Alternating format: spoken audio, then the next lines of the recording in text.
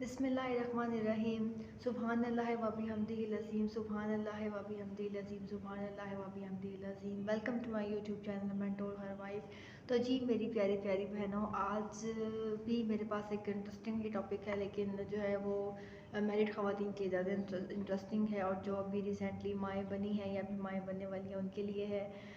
तो जी मेरा टॉपिक जो है आपको थंबनेल से पता लग गया होगा, सी सेक्शन से रिलेटेड है कि अगर जो है आप जो है वो माँ बनने जा रही हैं और आपकी अभी तक जो है वो लेबर पेन्स नहीं स्टार्ट हुए, तो आपको एक कन्फ्यूजन है कि आप जो है वो शायद सी सेक्शन हो जाए, सीज़ेरियन हो जाए, या फिर नॉर्मल डिलीवरी होगी या नहीं होगी। तो देखें, इस हवाले से आप लोगों को बिल्कुल भी जो है वो टेंशन जो है वो नहीं लेनी चाहिए, और ना ही ये सोचना चाहिए कि अब क्या होगा या क्या नहीं। देखिए, आने वाला जो बच्चा है, जो यानी कि आने वाली जो आपकी औलाद है, वो अल्लाह ताला ने पैदा करनी है। उसको पता है कि उसने वो किस तरीके से जो है उसको दुनिया में लेकर आना है। अगर उसने सी सेक्शन के थ्रू आना है तो वो सी सेक्शन के थ्रू आ जाएगा, और अगर उसने नॉर्मल आना है तो वो नॉर्मल आ जाएगा, क्योंकि ये ऊपर से तय किया गया होता है कि उसने आँख जो है वो किस तरीके से खोलनी है।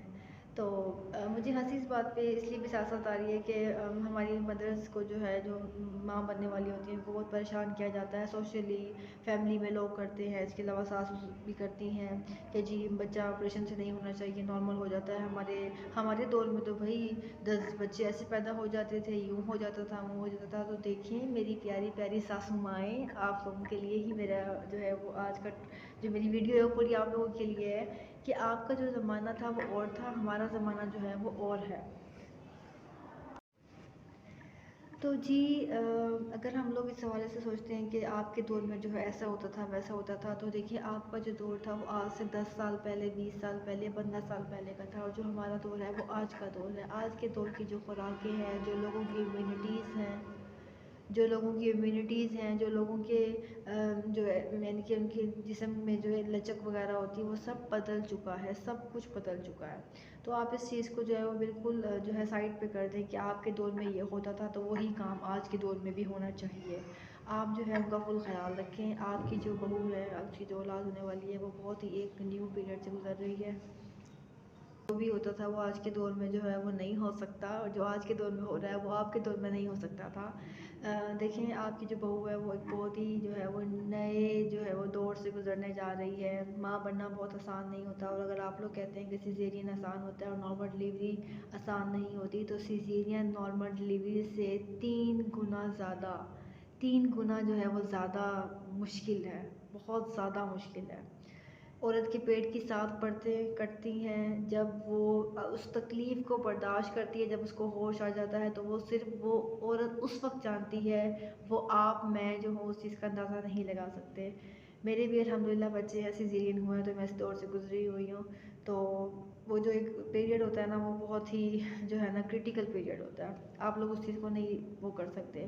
तो हम ये कभी किसी को हमें ये नहीं कहना चाहिए कि देखिए आपने पेट कटवा लिया, आराम से पर पेट कटवाओ, बच्चा पैदा करो। तो ये सिचुएशन जो है जिसके ऊपर आती है उसी को पता होता है। उसके बाद वो पेट कट जाता है, हो जाता है, उसके बाद 15 डेज़, 40 डेज़ तो वैसे, लेकिन उसके बाद बच्चे की पैदाइश के 6 महीने बाद तक भी उसको पता चलता है कि उसका ऑपरेशन हुआ है। लेकिन आप ये देखें कि अगर वो सिजेरियन के बाद वापस खड़ी हो जाती है, वापस अपने बच्चों की परवरिश कर रही है, वैसे अपने ख़ानदान को संभाल रही है, वैसे ज़िम्मेदारियाँ संभाल रही है, वो सारे काम कर रही है, तो उसने नॉर्मल डिलीवरी भी नहीं की समझो, और उसने सिजेरियन भी नहीं किया, क्योंकि देखिए वो वापस अपनी रूटीन की तरफ आ गई है ना। वो अपने बच्चों की परवरिश कर रही है, वो आपके घर की ज़िम्मेदारियाँ उठा रही है, वो अपने सारे वो काम सब अंजाम दे रही है जो सिजेरियन से पहले वो करती थी, या वो प्रेगनेंसी में भी करती थी। अक्सर मैंने ऐसी औरतों को देखा है कि वो प्रेगनेंसी में लास्ट डेट तक, मतलब अगले दिन उनका सिजेरियन होना है या नॉर्मल डिलीवरी हो जाती है, तो वो काम कर रही होती हैं, अपनी जो जिम्मेदारी हैं वो अंजाम दे रही होती हैं। वो कभी ये नहीं कहती कि हम जी बेड पे लेटे हुए हैं, शोहर खुद ही कपड़े पहन ले, शोहर खुद ही कपड़े इस्त्री कर ले, खुद ही धो ले, खुद ही खाना पका ले। नहीं, वो अपनी सारी जिम्मेदारियाँ वैसे ही पूरी करती हैं।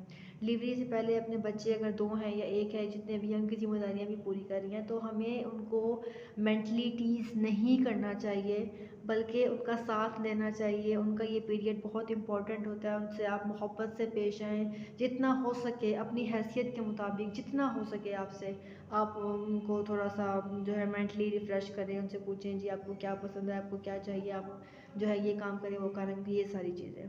Thank you so much.